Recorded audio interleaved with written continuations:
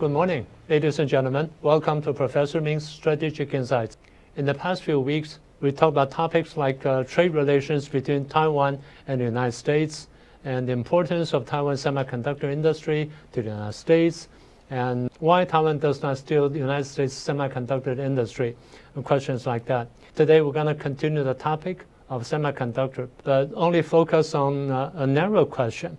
How important is Taiwan's semiconductor industry or Taiwan's high-end chips to the United States military, or to be specific, to the United States weapon systems? On May 8, 2024, last year, former Secretary of Commerce Gina Raimondo appeared on a congressional hearing, and she admitted the United States gets 90% of its high-end chips from Taiwan and from one company only. And she even said that perhaps a little bit higher than 90%, to be exact, 92%. And she admitted that it constitutes a national security problem. Her words were clear and important, so that deserves further elaboration. The definition of high-end chips vary from time to time, but now we're talking about chips of 7 nanometers or 5 nanometers or even lower, like 3 nanometers. Actually, that there are only 2 companies in the world that produce high-end chips. First one is Samsung Electronics from South Korea. They could produce 7 nanometer chips starting in 2018, late 2018, and 5 nanometer ones in late 2020, and 3 nanometer in late 2022. The second one, you've guessed it, TSMC, Taiwan Semiconductor Manufacturing Company, the most advanced fab in the world. They could produce 7 nanometer chips in 2018, and 5 nanometer ones in 2020, and 3 nanometer ones in 2022, roughly the same time as the Samsung.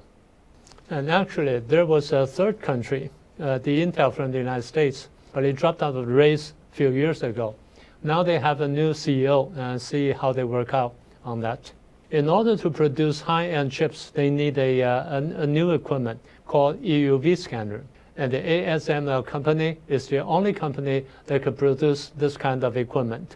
Although both the Samsung and the TSMC can produce high-end chips, but there are big differences between these 2 companies. The first one is the volume of output. The second one is the yield rate, the good yield rate. There are big differences between the 2 companies. First, Samsung. Samsung can produce 7 nanometer chips, about 25,000 per month. And with the 5 nanometer ones, roughly 5,000 to 10,000 pieces per month. It could have doubled by now, but still, it's far from those of the TSMCs.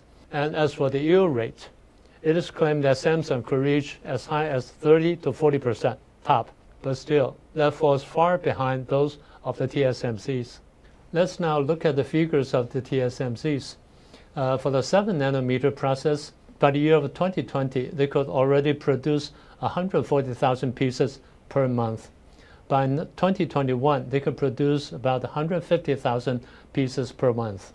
And for the 5 nanometer ones, in 2022, they could produce roughly somewhere between 60,000 to 70,000 pieces per month. By late 2021, they expanded to 120,000 pieces per month. And by 2022, it was reported they could reach as high as 150 pieces per month, and they could still maintain that volume up to today. As for the 3 nanometer ones, the volume has never been disclosed. But overall, the TSMC chips have a good yield rate as high as 90%. Sometimes it's claimed even higher. So these figures show the differences between the 2 companies, between the TSMC and the Samsung.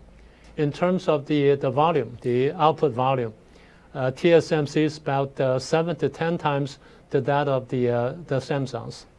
And in terms of the good rate, the good yield rate, TSMC is about 2 to 3 times to that of the Samsungs. So matter in time, in cost, and reliability, the TSMC is far more superior to Samsung. And another way to look at the question is to examine TSMC's annual revenue from U.S. customers.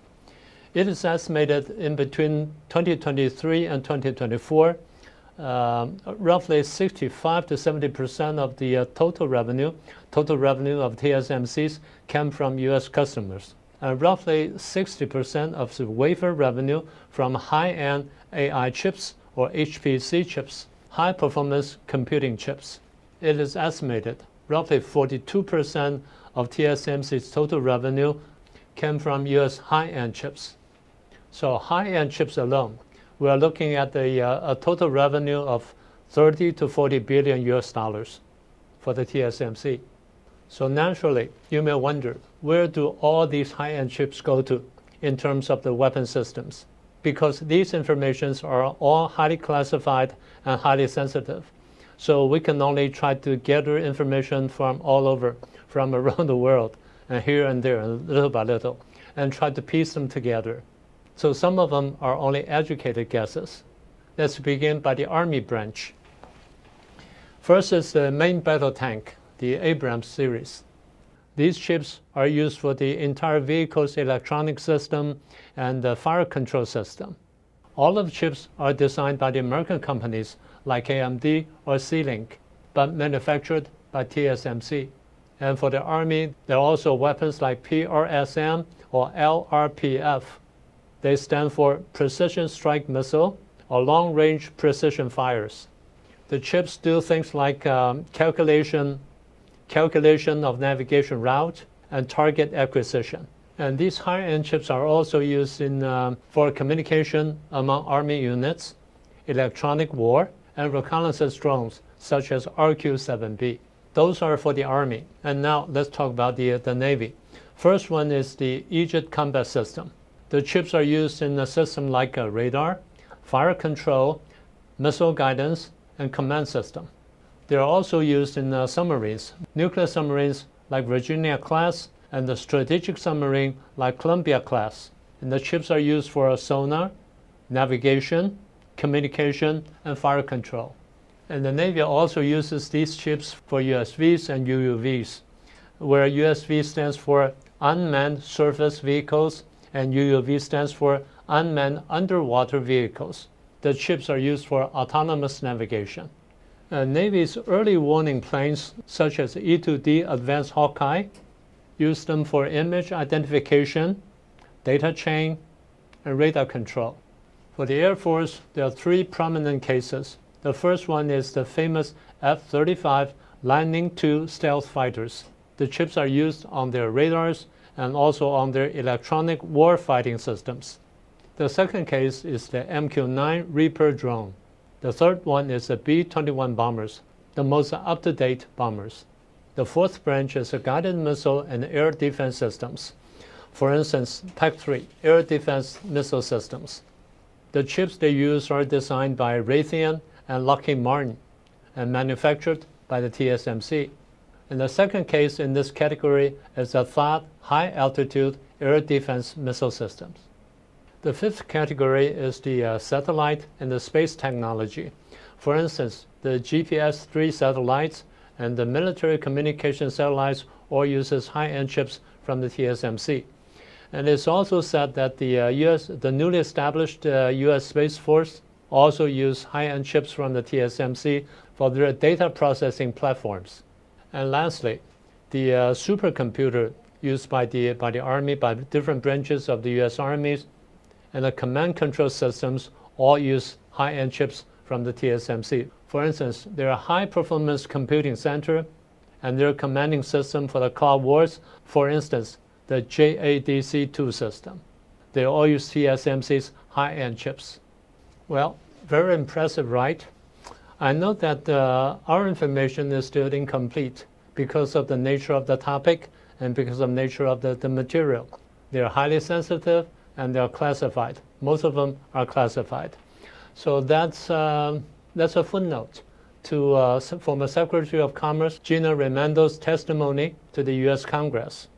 But that also tells you how important Taiwan's high-end chips are to United States weapon systems and to United States national security. That pretty much concludes our discussion today. I hope you liked today's program. And you haven't subscribed yet, please do so and share it with your friends. And please remember to click the icon bell. so that you can get a simultaneous notification. And that's all for today. We'll see you next time.